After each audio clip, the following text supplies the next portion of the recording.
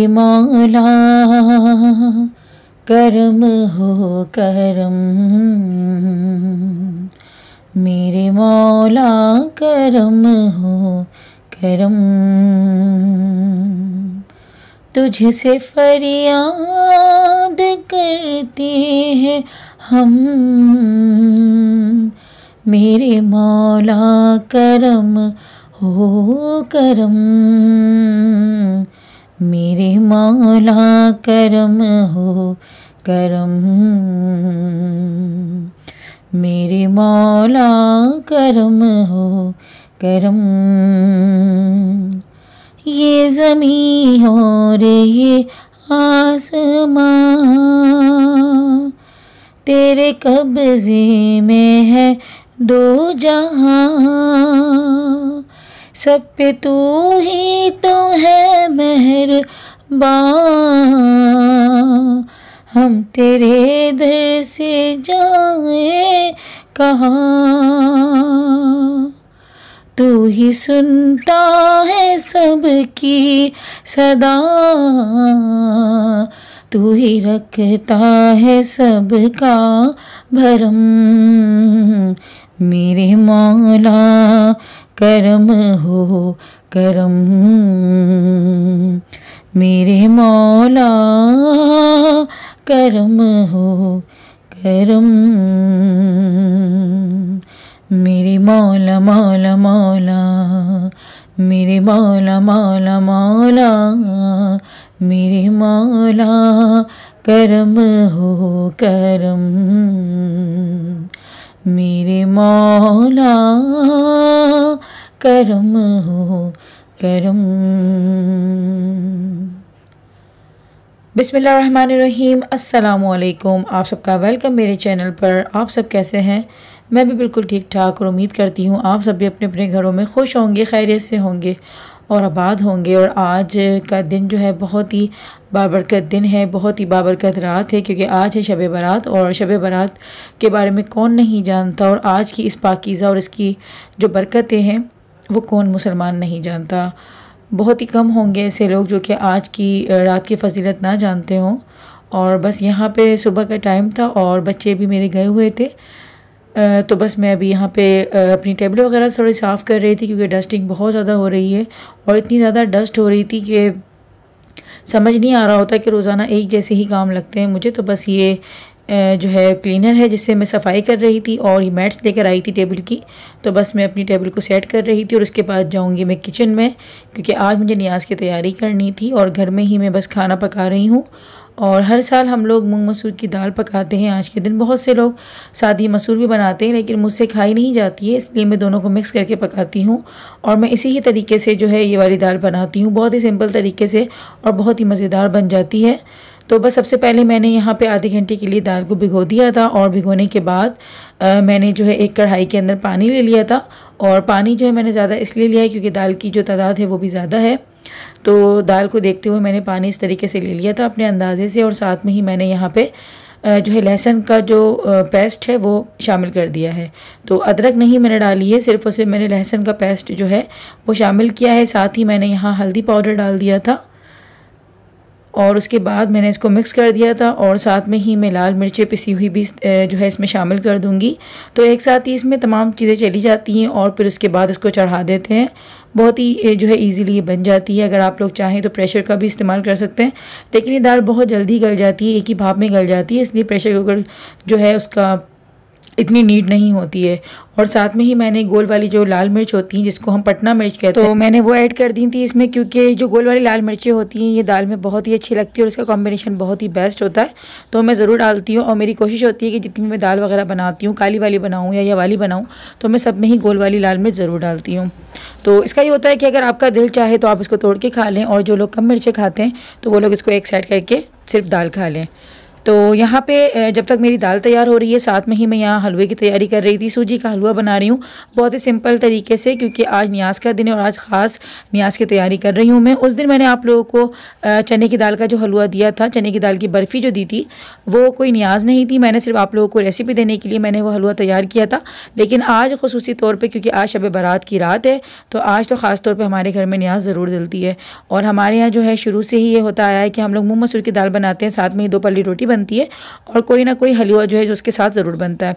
तो बस हलवा बनाने के लिए मैंने सबसे पहले यहाँ शीरा तैयार कर रही थी। मैंने तकरीबन यहाँ 2 कप के करीब जो है पानी ले लिया था और पानी के अंदर मैंने डाल दी थी चीनी। चीनी मैंने कितनी ली है मैंने आप लोगों को दिखा दी थी कि बड़ा वाला जो 1 कप होता है वो मैंने भर के ले लिया था। साथ में ही मैंने यहाँ पर जो है 3 बड़ी इलायची डाल दी थी हरी वाली, ताकि इसमें खुशबू बहुत अच्छी तरीके से आ जाए। तो बस यहाँ पे मैं शीरा तैयार कर रही हूँ और शीरा मेरा तकरीबन 6 से 7 मिनट में तैयार हो गया था। तो शीरे को मैं एक साइड कर लेती हूँ। तो शीरे को मैंने उतार कर रख लिया था और एक दूसरे पैन के अंदर मैं डाल दूँगी सूजी। तो बस जल्दी से झटपट से ये जो है बन जाता है हलवा, और ये हलवा बहुत ही मज़ेदार बनता है। सूजी का दानेदार हलवा इसे हम कह सकते हैं, क्योंकि एक होता है सूजी का जो बिल्कुल लेसदार बनता है, वो तो मुझे बिल्कुल पसंद नहीं है। जो एकदम ऐसा होता है ना, जो घुटा हुआ होता है, तो ऐसा हलवा मुझे नहीं अच्छा लगता। मुझे हलवे के अंदर थोड़ा सा जो है दाना पसंद है। तो हम आज यही बना रहे थे, सूजी का दानेदार हलवा, जो कि बहुत ही मज़ेदार और काफ़ी अच्छे तरीके से बनता है और बहुत ही झटपट से तैयार हो जाता है। तो मैंने एक पैन के अंदर सूजी को मैं हल्का सा जो है रोस्ट कर रही थी, ताकि इसका कच्चापन निकल जाए, और सूजी को मैंने छान भी लिया था। तो आप लोग भी जब सूजी का इस्तेमाल करें तो उसको छान लिया करें और अच्छी तरीके से इसको जो है रोस्ट कर लिया करें। तो रोस्ट करने के बाद मैंने यहाँ पे शामिल कर लिया था, यही 1 कप जो है मैं ले रही थी, और यही 1 कप की मैंने चीनी ली थी, इसी 1 कप के हिसाब से मैंने सूजी ली है और इसी कप के हिसाब से मैंने घी लिया है। तो बस यही कप के हिसाब से मैं सारा जो है अपना काम कर रही हूँ। और घी मैंने जो है यहाँ पे देसी लिया है, आप लोग चाहें तो आप तेल भी इस्तेमाल कर सकते हैं, लेकिन मैं हमेशा कहती हूँ कि हलवा और मिठाइयाँ जो है वो हमेशा घी में अच्छी लगती हैं। तो घी की जो खुशबू होती है वो अलग ही होती है। तो मैंने बस 1 कप घी यहाँ पे शामिल कर दिया था, और अब सूजी को मैं अच्छे तरीके से भून लूँगी, और इतना भूनना है कि इसका कलर जो है वो हल्का सा चेंज हो जाए। तो हल्का सा देखिए यहाँ ब्राउन कलर हो चुका है।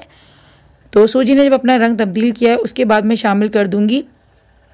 तो मैंने यहाँ देखें जो शीरा तैयार किया था, उसी शीरे को मैंने वापसी चूल्हे के ऊपर रख दिया था, और अब इस शीरे के अंदर जाएगी ये भुनी हुई सूजी और घी।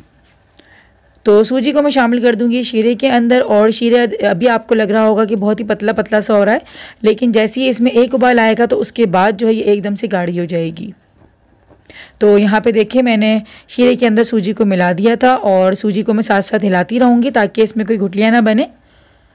और अगर आप लोग चाहें तो इसमें केवड़ा एसेंस भी इस्तेमाल कर सकते हैं, लेकिन मुझे नीड नहीं थी, क्योंकि मैंने ऑलरेडी इसके अंदर जो है हरी इलायची डाल दी थी, तो काफ़ी उसकी खुशबू हो जाती है। फिर बहुत ज़्यादा अगर आप केवड़ा भी डालेंगे तो फिर वो खुशबू सी अच्छी नहीं लगती। बहुत ज़्यादा खुशबूदार हलवा जो है ना, फिर वो अजीब सा दिमाग पे जाती है उसकी स्मेल।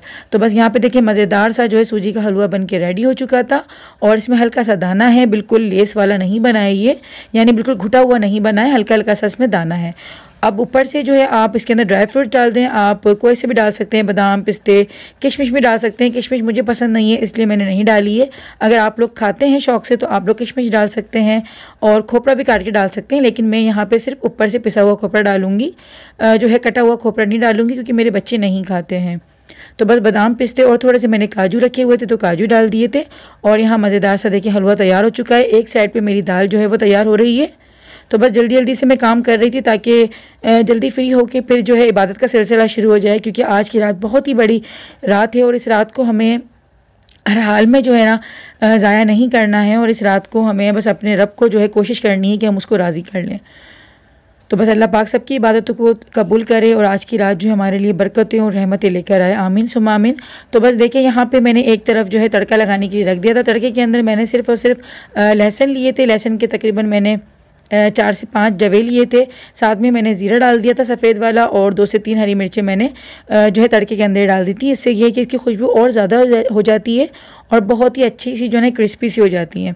और ऊपर से मैं हरा धनिया डाल रही थी। तो यहाँ मज़ेदार सी हमारी मूंग मसूर की दाल भी रेडी हो चुकी है। तो बस हलवा और दाल को मैंने रेडी कर लिया था। अब बाकी था यहाँ पे सिर्फ और सिर्फ रोटी का बनना, जो कि 2 पल्ली रोटी बनाऊंगी।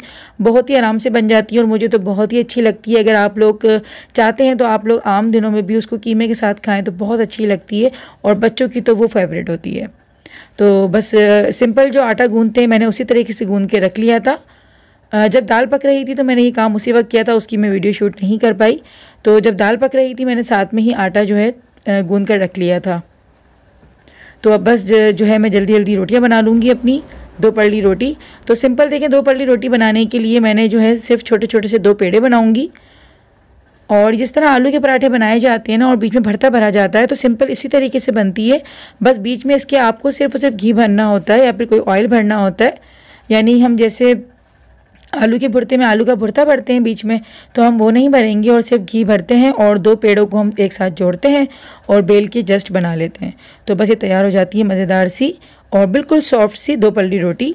बस यहाँ पर मैं आज की रात के हवाले से आप लोगों के साथ एक बहुत ही अच्छी बात जो है शेयर करना चाहूँगी और बहुत ही हेल्पफुल बात है। और वैसे भी कोई अच्छी बात दूसरों तक पहुँचाना सदका जारिया होता है और वो हमारे लिए क्या पता है कि किसी की तकलीफ़ हमारे 2 बोल से अगर दूर हो जाए तो क्या ही बात है। तो बस मैं यही कहना चाहूँगी कि आज की रात यानी कि शब बारात के दिन या रात आप लोग जो भी किसी बीमारी में मुब्तला हैं या जो कोई बीमार है, काफ़ी टाइम से कोई ना कोई बीमारी मुब्तला है और वो दूर नहीं हो रही है बीमारी हुई, काफ़ी मुझे कमेंट्स आती हैं कि मैं काफ़ी टाइम से बीमार हूँ, मेरे लिए दुआ करें। तो मैं आप लोगों को ख़ास जो है एक नुस्खा बता रही हूँ या फिर ख़ास एक टिप दे रही हूँ।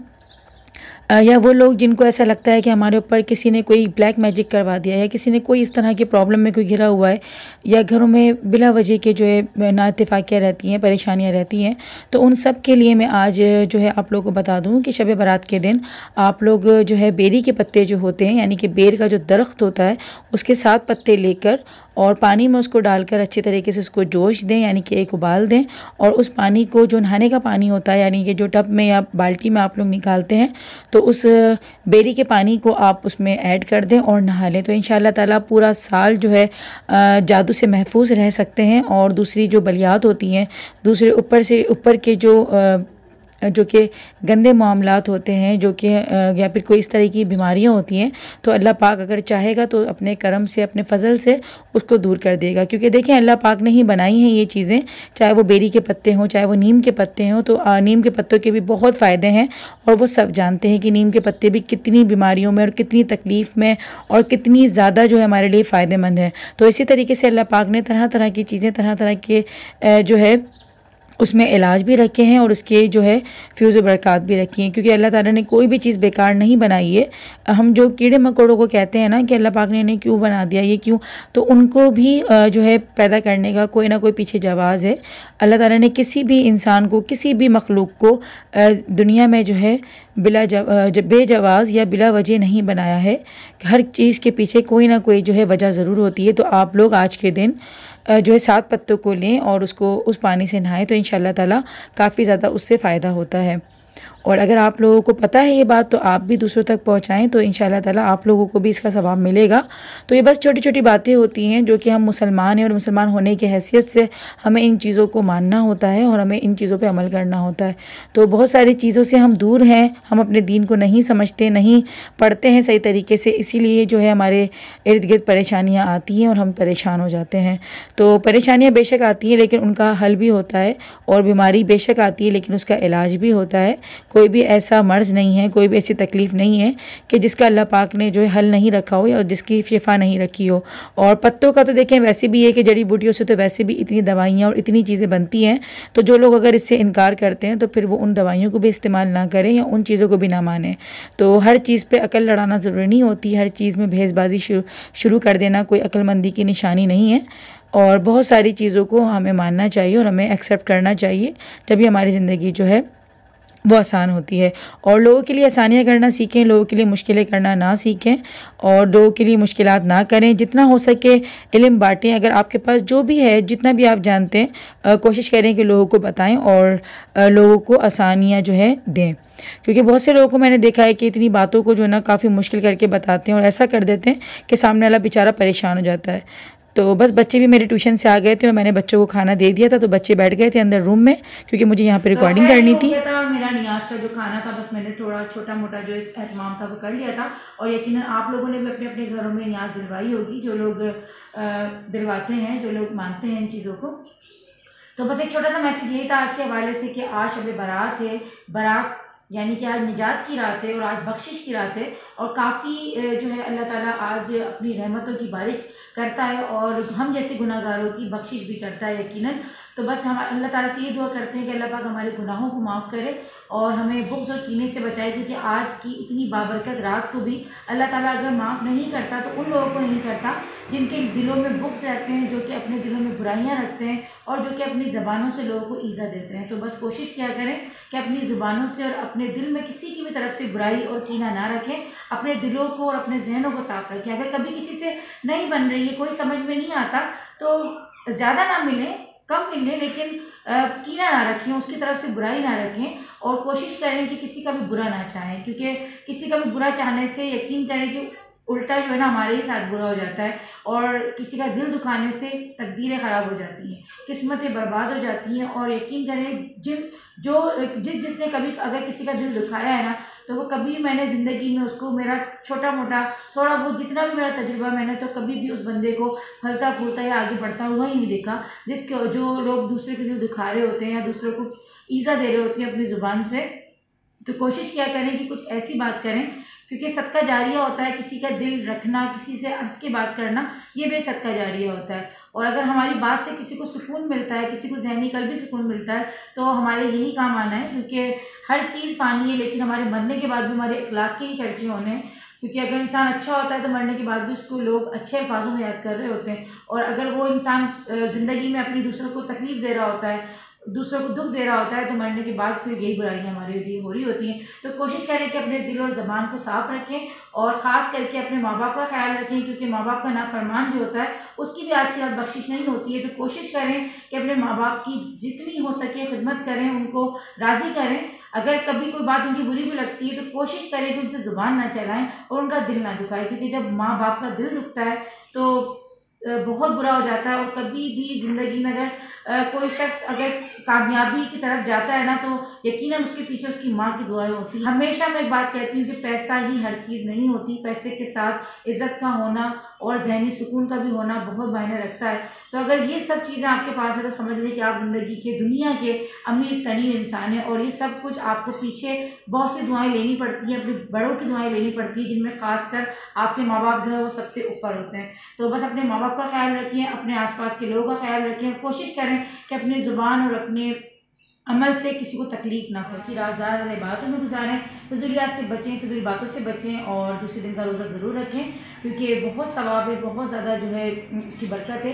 खैर अगर तबीयत का कुछ मसला है या कोई अगर दूसरी प्रॉब्लम है तो फिर वो अलग मसला है, और अल्लाह पाक बेशक सबको बख्शने वाला है, सब पे रहम करने वाला है। तो मुझे मेरी फैमिली को अपनी दुआ में ज़रूर याद रखिएगा, मैं भी आपको अपनी दुआ में याद रखती हूँ, और ख़ास करके हमारे इस दुनिया से जितने भी हमारे प्यारे जा चुके हैं उनको भी अपनी दुआओं में शामिल रखिएगा, क्योंकि वो हमारी दुआओं के मुंतज़िर रहते हैं।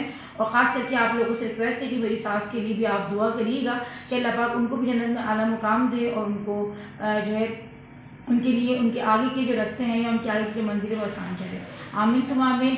अपना बहुत बहुत ख्याल रखिएगा, मिलते हैं नेक्स्ट व्लॉग में, तब तक के लिए अल्लाह हाफिज़। अपना बहुत बहुत ख्याल रखिएगा।